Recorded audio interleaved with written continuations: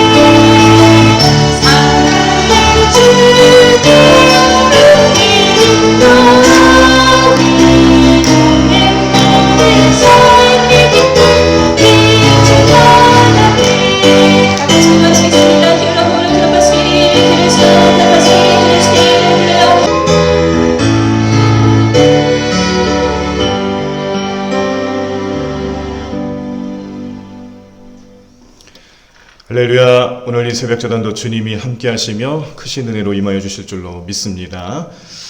오늘 우리 선교부가 주관하는 우리 특별 새벽 기도의 마지막 날이기도 합니다. 이따 제가 말씀을 마치고 나면 개인 기도를 이제 6시까지 하시고 6시가 되면 요 가운데 통로로 우리 선교부 위원들께서는 나오셔서 안수기도 받으시기를 바랍니다. 오늘 함께 보실 하나님 말씀 레위기 1장입니다. 구약성경 146쪽에 나와 있습니다. 147쪽 레위기 1장 말씀을 교독하시면서 말씀 보겠습니다.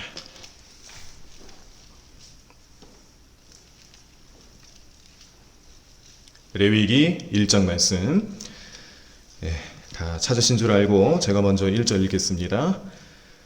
여호와께서 회막에서 모세를 부르시고 그에게 말씀하여 이르시되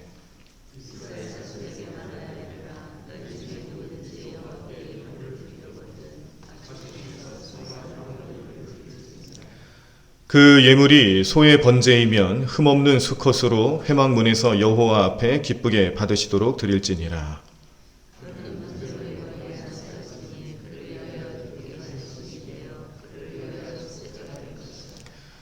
그는 여호와 앞에서 그 수송아지를 잡을 것이요 아론의 자손 제사장들은 그 피를 가져다가 회막문 앞 제단 사방에 뿌릴 것이며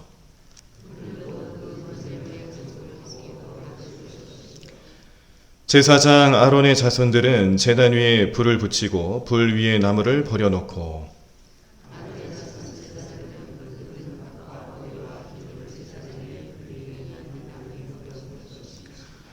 그 내장과 정강이를 물로 씻을 것이요 제사장은 그 전부를 제단 위에서 불살라 번제를 드릴지니 이는 화제라 여호와께 향기로운 냄새니라.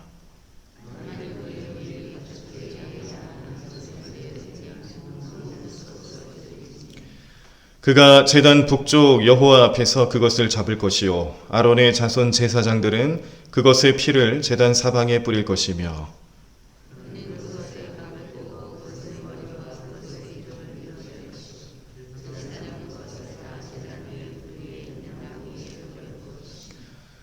그 내장과 그 정강이를 물로 씻을 것이요 제사장은 그 전부를 가져다가 제단 위에서 불살라 번제를 드릴지니 이는 화제라 여호와께 향기로운 냄새니라.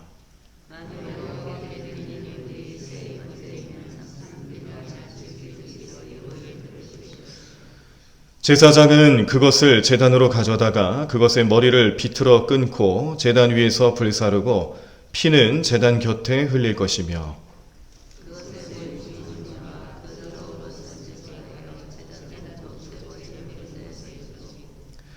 또 그 날개 자리에서 그 몸을 찢되 아주 찢지 말고 제사장이 그것을 제단 위에 불 위에 있는 나무 위에서 불살라 번제를 드릴지니 이는 화제라 여호와께 향기로운 냄새니라. 아멘. 네, 레위기 1장 말씀은 출애굽기 40장 말씀에 이어지는 내용입니다. 출애굽기 40장 말씀은 이제 성막에 대한 하나님의 명령과 또 성막에 대한 여러 가지 규례들을 이제 완성하시는 내용으로 되어 있죠. 그래서 성막이 완성되고 성막에서 무슨 일 또 어떻게 또 하나님 앞에 나아갈 수 있는지 그런 모든 기본적인 것들을 이제 마무리를 해놓은 상태입니다. 그리고 이제 레위기로 넘어오면서 이제 성막 안에서 이루어지는 하나님을 향한 예배의 방식들 또 제사법들 이런 것들이 이런 여러 가지 율법의 의미로 이제 나타나게 되는데 1장 말씀에서는 특별히 이 많은 제사법들의 가장 기본이라고 할 수 있는 이 번제에 대한 규례들을 알려주고 있습니다. 그래서 성막에서 드려야 할 제사의 번제의 규례는 어떤 것인가? 또 이러한 번제를 통해서 우리가 깨달을 수 있는 영적인 의미들은 무엇인가를 오늘 생각하고 또 말씀을 통해 보셨는데 그런 의미들 하나하나가 또 우리의 신앙생활에 또 오늘 우리가 예수님을 믿고 또 예수님을 통해서 받은 은혜에 대한 의미들로 잘 나타나서 오늘 주시는 말씀이 오늘 우리들의 삶 가운데 우리를 죄 용서해 주시고 또 구원해 주시는 하나님의 은혜로 나타나실 수 있는 귀한 말씀 되시기를 간절히 축원합니다. 오늘 말씀을 가만히 이제 보시다 보면 조금 우리가 익숙하지는 않지만 그러나 그 의미에 대해서는 좀 알고 가셔야 될 단어들이 있습니다. 그 단어가 이제 바로 회막이라는 건데요. 우리가 성막도 알고 회막도 압니다.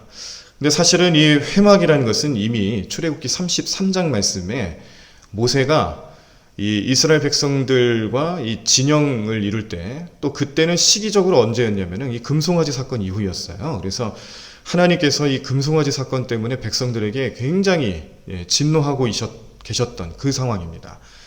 그 이스라엘 진영 그 밖에 또 다른 이 거처를 마련하게 되는데 거기를 회막이라고 불렀습니다. 그때부터. 그런데 이게 회막이라는 의미가 이제 히브리어로 봤을 때, 원어로 봤을 때는 어떤 의미가 있냐면은 만남의 장막이라는 뜻이 있는 거예요. 히브리어로도 단어가 다릅니다. 오헬 모에드라는 단어를 쓰는데 이 말 자체가 만남의 장막이라는 의미를 가지고 있습니다. 그러니까 모세가 처음 이제 하나님을 만나 뵙고 또 마치 친구와 그렇게 교제하는 것처럼 친밀감을 표시하며 함께 했던 그 장소를 회막이라고 부르기 시작했는데, 이게 나중에는요 이 성막으로 발전하면서, 성막은 하나님이 임재하는 의미로서 나타날 때, 회막은 하나님이 그 백성을 만나실 때, 만남으로서의 장소를 의미할 때 이런 표현을 썼다라는 거죠. 성막이라는 단어도 오헬 미시칸이라는 히브리어를 쓰는데요. 그러니까 단어 자체가 틀립니다. 성막 같은 경우는 하나님의 임재를 의미하는 의미가 강하고, 회막이라는 것은 하나님께서 그 백성을 만나시는 자리, 하나님을 만나는 그 만남의 자리로서의 의미가 좀 두드러집니다. 그래서 회막과 성막이라는 것은 결국 같은 의미이긴 한데, 같은 장소이긴 한데, 때로는 이 백성들이 하나님을 예배하고 하나님 임재를 경험하기 위해서 성막으로 나아가기도 하고요. 하나님께서 그 백성들을 만나시기 위해, 혹은 또 모세를 만나시거나 또 대제사장을 만나시기 위해서 그 만남의 장소로서 의미를 부여하실 때는 회막이라는 의미도 쓰이고 있었다라는 것을 생각하시면 되겠습니다. 자, 그런데 회막이든지 뭐 성막이든지 여기서 무슨 일을 했느냐, 사실은 그게 중요하죠. 하나님께서 성막을 만들라고 알려주신 이유가 중요한 겁니다. 그래서 우리가 처음에 이제 이 출애굽기를 시작할 때, 그 출애굽기 말씀을 보실 때, 혹은 구약에 대해서 어떤 공부를 시작하실 때 보면은 이 출애굽기에 나타나는 크게 두 가지 의미들을 알면 구약에 대한 전체적인 내용을 이해할 수 있다는 것을 이미 보신 바가 있습니다. 첫 번째가 바로 십계명이었어요. 그래서 십계명을 통해서 하나님께서는 이스라엘 백성을 선민으로 삼으셨습니다.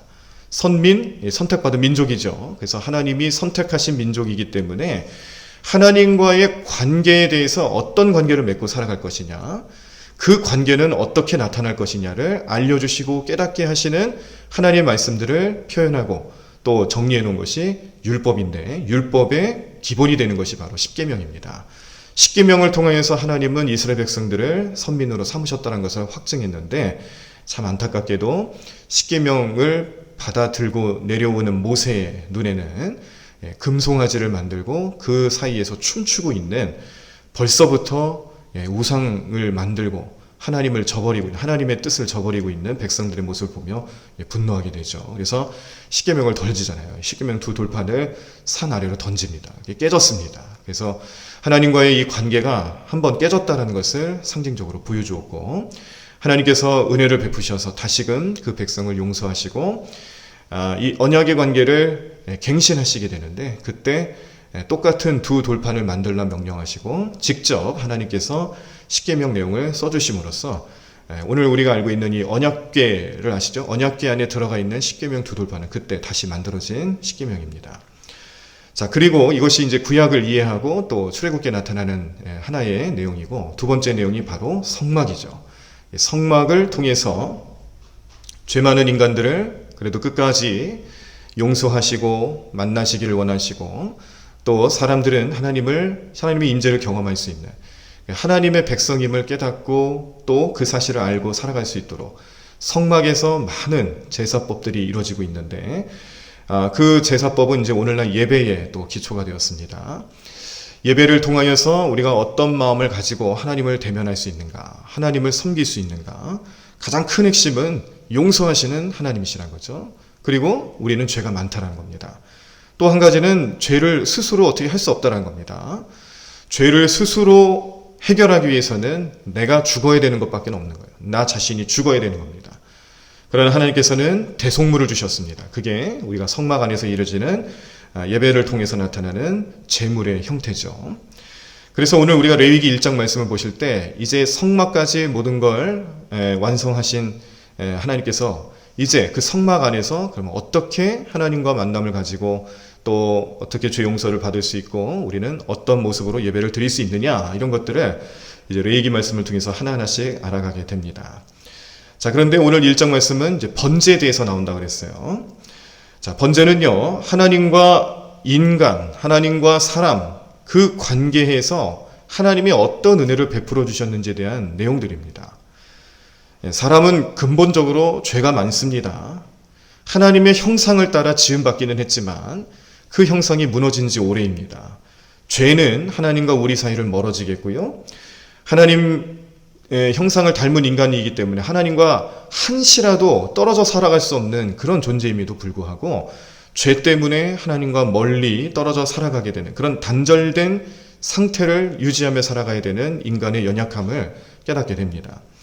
그런데 하나님께서는 이런 마음을 주시는 거예요. 비록 우리가 죄가 많다 할지라도 그 죄로 인하여서 단절된 상태를 살아간다 할지라도 하나님 뜻이 아닌 것이죠.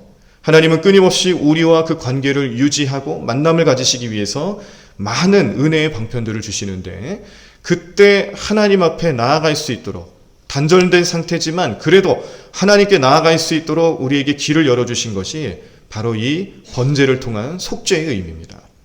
그래서 이 번제는 인간이 죄 용서받고 하나님과의 관계를 유지할 수 있도록 하나님께서 직접 베풀어 주신 은혜인데 오늘 이 은혜가 우리들의 삶에서는 오늘 현대 우리들의 삶에서는 예수 그리스도를 통해서 하나님 앞에 드려지는 예배로 발전하게 된 것이죠.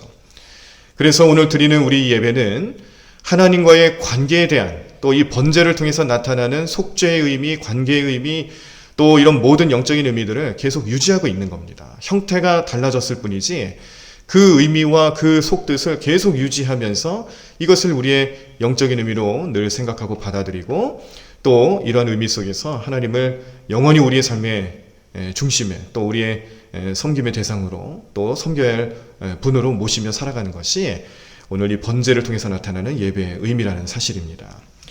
번제를 드릴 때는요, 나의 죄를 대신할 제물, 짐승으로 대신했는데 반드시 그 제물이 필요했습니다.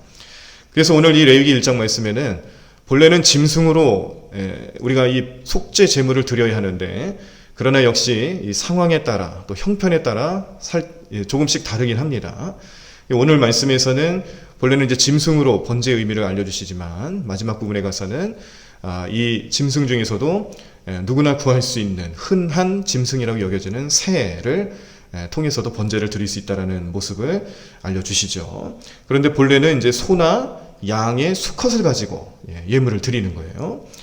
그런데 이 소나 양이라는 것도 역시 하나님께서 이 이스라엘 백성들을 얼마나 또 배려하고 계시는가를 깨닫게 되는 게 소나 양이라는 것은 그때 당시 이스라엘 백성들 유목민 생활을 하면서 늘 데리고 다니는 가축입니다. 그들의 그 삶의 중심이죠. 이 사업이죠, 사업. 그러니까 늘 하는 걸 가지고 늘 가지고 있는 걸 가지고 하나님께 드린다라는 의미가 있는 거예요. 갑자기 어디서 뭘 구해야 되는 게 아니고 늘 주변에 있는 것. 그것을 하나님 앞에 드리는 것인데 특별히 예물로 드리는 그 짐승, 소나 양 같은 경우는 흠없는 수컷을 바쳐야 된다는 것을 명시를 하십니다. 그러니까 이 하나님 앞에 번제를 드리는 데 있어서 예물도 하나님 앞에 드리는 예물도 최상의 것을 흠없는 것을 드려야 된다는 것을 알려주시면서 결국에는 우리에게 주시는 영적인 의미가 뭐냐면 우리의 삶이 사실은 그래야 된다는 거죠. 내 죄를 용서받기 위해서는 내 죄를 용서해 주기 위한 제물도 완벽해야 된다는 거예요. 흠이 없어야 된다는 거죠. 그런데 이 번제를 드리는 과정에서 또 오늘 우리가 이 레위기 말씀을 보십니다만 나중에 혹시 이제 우리가 말라기 말씀을 좀 강해를 하게 되면 그때는 한 번 더 이제 설명이 들어갈 텐데요. 이 말라기 말씀을 통해서 깨닫는 것은 이 포로기 끝마치고 이제 3차 포로 귀환 시기를 겪고 있을 때에 이 사람들의 마음의 예배가 오늘 이 흠없는 예물, 완벽한 예물을 드려야 되는 하나님 명령을 순종치 못하고 있다는 모습으로 나아가는 겁니다. 예물을 드리는데 흠이 없는 예물을 바치라고 하나님 명령하셨음에도 불구하고 심지어 그때는 포로기를 겪고 포로 귀환을 한 뒤에 예배를 회복하는 시기였어요. 근데 그 예배를 회복하는 시기조차도 흠 없는 예물보다는 어디가 좀 뭐 잘못되고 또 뭐 한쪽 눈이 없다든지 뭐 생식기가 없다든지 상품 가치가 소위 말하는 상품 가치가 떨어지는 그런 예물들을 들고 나와서 하나님 앞에 드리기 시작을 하는데, 이것을 통해서 하나님께서 경고하신 메시지가 뭐냐면 우리의 마음이, 그 예배하는 마음이 이미 흐트러졌다는 겁니다.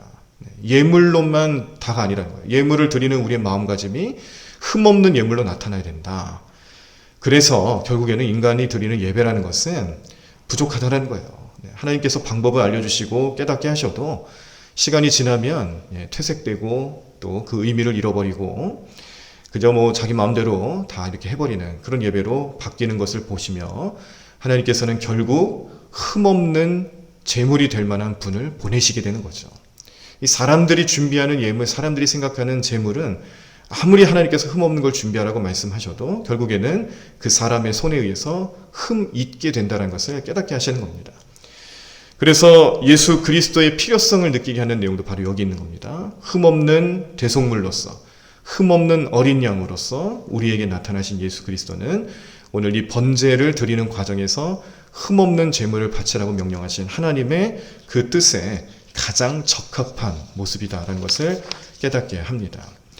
번제의 과정은 이렇습니다. 자, 이제 예물을 준비하는 겁니다. 이제 흠없는 짐승을 준비하는 거죠. 뭐 소나 양을 준비해서 이제 성막으로 나아갑니다. 그러면 거기서 이제 제사장을 만나는데, 이 제물을 제사장 앞에 보여줍니다. 그러면 이 제물에 이 제물을 가지고 온 본인이 이 짐승의 머리에 손을 얹는 거예요.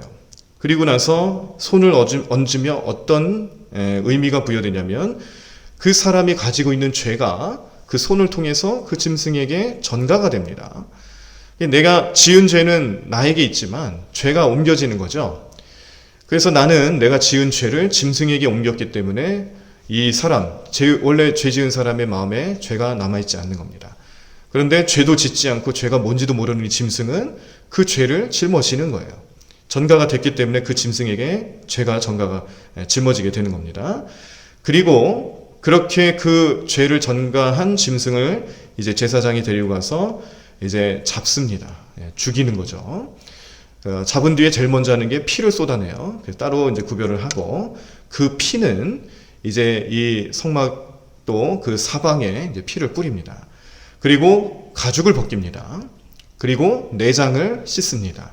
그리고 이제 이 살점들이 있잖아요. 그 살점들은 이제 칼로 다 각을 떠서 칼집을 낸다라는 거죠. 각을 떠서 펼치는 거예요. 그 짐승을 이제 펼쳐가지고 그걸 제단 위에 올려놓고 불살라서 그 연기가 하늘로 올라갈 때 그 연기를 흠양하신다. 그리고 아름다운 향기의 제물이 된다. 이런 의미를 부여하면서 동시에 그 짐승이 가지고 있었던 그 사람의 죄, 전가된 죄가 어떻게 되는 겁니까? 죽음과 동시에 사라지게 된다는 거죠. 이게 번제가 보여주는 의미입니다. 번제를 통해서 드려지는 예배의 의미라는 거죠. 그래서 번제를 통해서 알 수 있는 예배의 기본이라는 것은, 근본이라는 것은 우리가 죄인이기 때문에 하나님 앞에 나아갈 수가 없는 거예요. 그런데 그 죄를 용서함 받기 위해서 하나님 앞에 나아가기 전에 제물이 필요했고, 그 죄를 전가시키고 죽임으로써 내가 지었던 죄가 다 사라지게 되는구나. 그럼으로써 깨끗한 영을, 또 죄 없는 신분으로 하나님 앞에 나아갈 수 있다. 그런 의미를 부여하고 있는 겁니다. 자, 새를 번제로 드릴 때는 조금 다릅니다.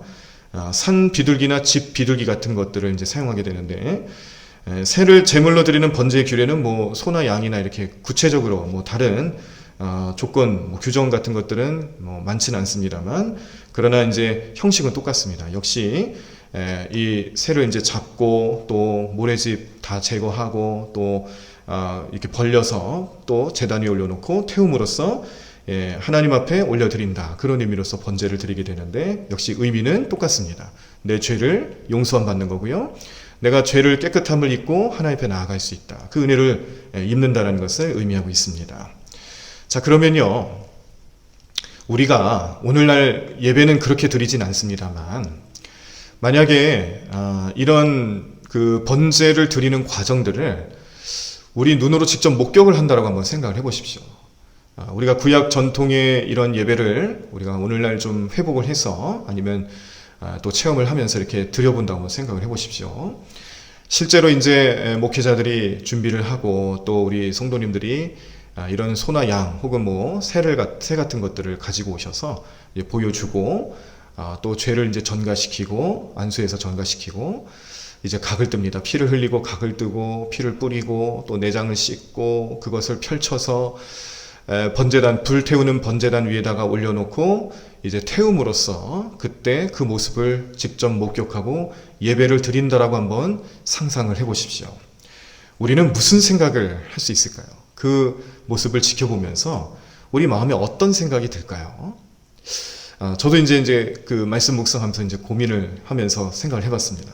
제가 지은 죄를 가지고 짐승을 가지고 목사님 앞에 나아가서 그 짐승을 바치고 또 죄를 전가시키고 각을 떠서 태우는 과정을 보면서 그런 생각을 할 것 같습니다. 먼저는 짐승을 죽이는 모습을 보잖아요. 짐승을 죽이고 피를 쏟습니다. 그리고 가죽을 벗겨요. 내장을 발라내고 씻고 각을 뜨고 그걸 가져다가 올려놓는데 그 모든 과정을 봤을 때 이 얼마나 끔찍한 현장입니까? 그렇지 않겠어요? 아무리 이 삶의 그 구약시대 같은 경우는 그게 일상이라 할지라도 그 모습이 얼마나 끔찍하게 보이겠어요.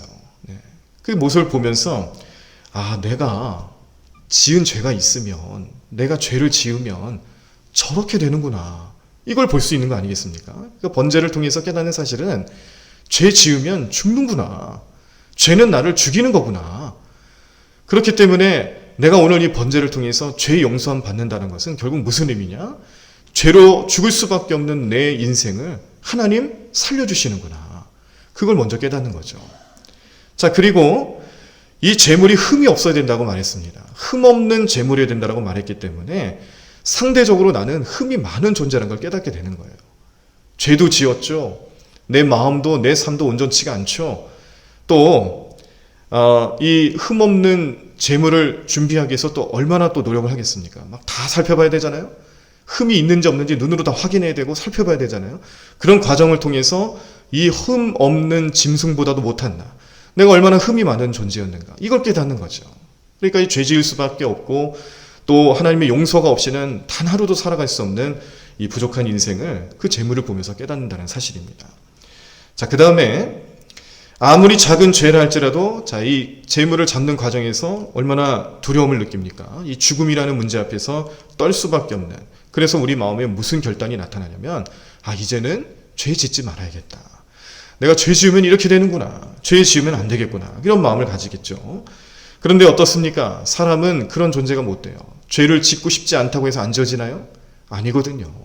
어느 순간 정말 악한 영이 내 마음속에 틈타서 들어와서 내 생각을 뒤흔들어 놓고요. 내 습관들을 다 바꿔놓고요. 아무리 우리가 성경적인 지식이 많고 믿음으로 살아간다고 스스로 말하면 뭐합니까? 잠시 잠깐 우리가 마음을 놓는 사이에 마귀 사탄은 내 마음을 뒤흔들어 놓고 영적인 삶을 무너지게 만드는데 그 모습을 깨닫게 되고 죄 짓지 않게 노력한다고 해서 안 되는 게 아니잖아요. 결국에는 죄를 지을 수밖에 없는 연약한 모습을 더 깨닫고 하나님을 의지할 수밖에 없고 더욱더 많은 재물을 의지할 수밖에 없다는 것을 깨닫게 됩니다. 그런데 문제는요, 여기까지 우리가 하나님 주시는 이 번제의 의미를 잘 생각하고 살아가면 그거 괜찮습니다. 얼마나 은혜입니까? 번제에 싸우면서 죄 지으면 안 되는구나. 그 깨달음 오는 것도 얼마나 귀한 일이에요. 또 재물을 바라보면서 나의 부족함을 느끼는 것, 생각하는 것 얼마나 감사한 일입니까? 겸손한 모습으로 나아갈 수 있고 죄 짓지 않게 해서 노력하기 위해서 결단한 모습으로 나아갈 때도 얼마나 은혜입니까?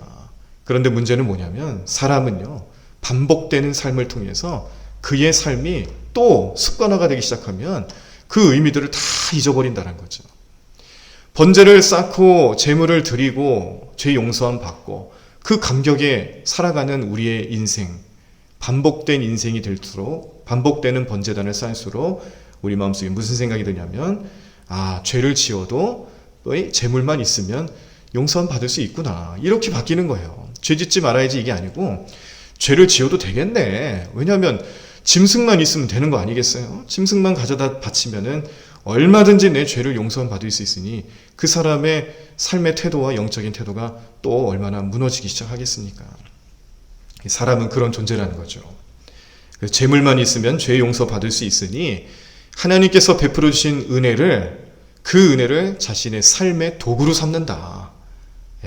죄를 지어도 된다라는 그런 타당성으로 삼더라. 이런 마음을 가지고 살아가는 게 인간이라는 것입니다. 그래서 하나님께서는 이 번제를 통해서 오늘 우리에게 보여주시고자 하시는 정말 참된 의미는 뭐냐면, 너희 인생들아, 죄 앞에서 용서함 받는 은혜를 경험하고도 너희들은 이렇게 불손한 모습으로 살아가는구나. 그러니 내가 너희들을 어찌 심판하지 않을 수가 있겠느냐. 공의로우신 하나님께서 인간을 바라보실 때에 심판하고자 하시는 그런 마음들 표현하시지 않을 수가 없죠. 그런데 뭡니까? 그런데 공의로우신 하나님은 또한 사랑의 하나님이세요. 그 사랑의 하나님이 이제는 사랑의 결정체인 하나님의 독생자 예수 그리스도를 이 땅에 보내주셨다는 겁니다. 왜일까요? 반복되는 번제를 통해서 인간을 구원할 수 없다는 것을 하나님도 인정하시는 겁니다. 하나님께서 선물로 주신 예배 방법이며 또 은혜의 방법인데 사람들은 그걸 이용하고 있어요. 그러므로 근본적인 것부터 바꾸지 않고서는 이 모든 문제들을 해결할 수 없다는 것을 하나님께서 아시고 우리에게 또 다른 은혜를 주시는데, 그것이 바로 메시아 예수 그리스도를 이 땅에 보내주셨다는 사실입니다. 예수님을 보며 우리는 우리가 준비하는 대속물을 가지고 번제를 쌓음으로써 할 수 없는 일들을 다 하시는데요. 우리 영원한 대속물이 되어주셔서 예수님이 이 땅에 나타나셨을 때에 흠없고 영원하신 의미를 부여하신 대속물로 나타나셨다는 겁니다. 우리가 준비하는 예물은 흠이 있을 수 있습니다. 아까 말라기 말씀을 드렸습니다만 그때에는 일부러 흠 있는 예물을 준비했었어요. 예배 태도, 예배 자세가 얼마나 무너졌는지 알 수 있는 거죠. 예수님은 그렇지 않습니다. 예수님은 흠이 없는 분이고 또 속성으로 봤을 때 하나님과 동등하신 분이기 때문에 우리가 준비하는 짐승처럼 유한한 재물이 아니라는 거죠. 물질적인 게 아니라는 거예요. 예수님은 영원하신 분이고 하나님이십니다. 그래서 그 속성도 영원한 속성을 가지고 있다. 흠도 없는데 영원하신 속성을 가지고 있어서 우리가 예수님을 믿고 예수님을 따를 때는요, 우리의 죄를 용서하시는 대속물로서 예수님은 영원하신 분으로서 또 흠없는 분으로서 나타나신다는 사실입니다. 제물을 바칠 때에 그 피를 제단 사면에 뿌리는데요, 이 피를 뿌리는 사건 자체가 예수님께서 십자가에 달려 돌아가심으로써 그 물과 피를 다 쏟으시는 사건을 의미하고 있습니다. 우리를 용서하시기 위해서 예수님은 흠없는 대속물로서도 바쳐지셨지만 그 피를 다 쏟으시고 그 물을 다 쏟으심으로써 우리의 죄를 용서하시기 위해서 필요한 그 생명의 조건, 피의 조건들을 충족하셨다. 그 의미를 생각할 때에 우리를 위해서 희생하신 예수님의 은혜 앞에 우리는 감사하지 않을 수가 없습니다. 그 피가 우리의 죄를 용서하셨고요, 그 피가 우리의 모든 삶의 문제들을 해결해 주셨다는 사실을 믿으셔야 합니다. 예수님은 또한 이 땅에 나타나셔서 우리의 영원한 대속물이 되어주셨을 때에 오늘 이 번제는 짐승을 온전히 불로 태우는 겁니다. 그 불사르는 과정을 통해 예수님은요, 또 우리에게 어떤 의미를 주셨냐면 온전히 대속물로서 바쳐지는 예수님의 모습을 우리에게 나타내 주셨습니다. 우리를 구원하시기 위해서, 우리를 영원히 또 구원해 주시기 위해서 예수님 그 자신을 우리에게 바쳐주셨을 때, 십자가에 달려 돌아가셨을 때, 또 우리의 대속물로서 바쳐지셨을 때에 그 영적인 의미는 우리 모든 삶에서 우리의 삶을 위해, 우리의 구원을 위해서 온전히 바쳐지신 예수님이시다라는 것을 깨닫게 하고 그 삶을 우리 마음속에 기억하고 또 늘 생각하면서 예배할 수 있도록 또 살아갈 수 있도록 주신 의미가 있다는 것을 오늘 우리 마음속에 꼭 기억하시고 새겨 넣으셔야 될 줄로 믿습니다. 오늘 우리가 레위기 1장 말씀을 통해서 번제에 대한 의미들을 살펴보실 때 결국에 그것은 오늘 우리들을 살리시기 위해서 희생하신 예수님이시다라는 것을 먼저 깨닫게 합니다. 오늘 우리가 이렇게 새벽 제단을 쌓을 수 있는 것도, 또 매 시간마다 정해진 시간에 예배를 드리며 주님 앞에 나아갈 수 있는 것도, 또 예배뿐만이겠습니까? 우리 일상 속에서도 내가 어떤 마음의 어려움이 있다든지 또 죄를 지었을 때라든지 오늘 하루를 시작하며 하루를 마무리하면서 그 주님을 우리 마음속에 모시고 내 삶을 주님께 맡기고 주님 우리의 부족함을 용서해달라고 기도할 수 있는 것, 또 하나님께 나아갈 수 있는 것, 그게 다 어떻게 가능했습니까? 예수님이 십자가를 지시고 피 흘려 돌아가시고 우리의 영원한 구세주가 되어주셨다는 것 때문에 가능한 사실이다, 가능했던 일이다라는 것을 오늘 생각하실 때에, 오늘 우리가 말씀을 놓고 기도하실 때도 분명히 예수님 은혜를 놓고 감사하는 마음으로 기도하셔야 할 것이고요, 오늘뿐만이 아닙니다. 우리 앞으로의 모든 삶에 주님께서는 우리의 영원한 구세주가 되어주셨다는 사실을 기억하시고 그 은혜로 하루하루 살아가실 수 있는 저와 여러분들의 삶이 되시기를 간절히 축원합니다. 다 자리에서 일어나시겠습니다. 이른 아침 내 영혼의 목마름에 문을 열고 나의 사랑 내 주님께 이 하루를 맡겨요. 이른 아침 내 영혼의 목마름에 문을 열고 나의 사랑 내 주님께 이 하루를 맡겨요.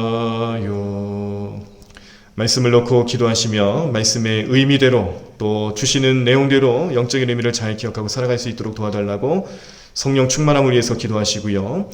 6시가 되면 제가 마이크를 꺼드리는데 우리 이번 특세 함께 하셨던 우리 선교부 부원들 우리 가운데 통로로 나오셔서 안수기도 받도록 하겠습니다.